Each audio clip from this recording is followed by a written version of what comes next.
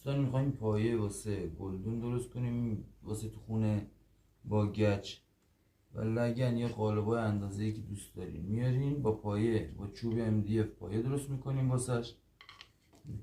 گچ رو میریزی داخل قالب، میذاری سفت بشه یکم، بعد پایه رو مثل این میزنی داخل گچ، خودشو میگیره محکم. ببین تکون نمی.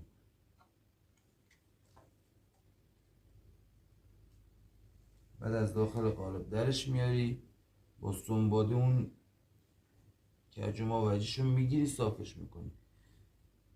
رنگی هم که دوست داری بعد میزنی واسش.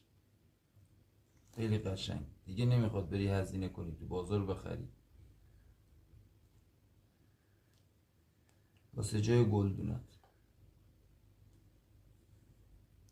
تمام.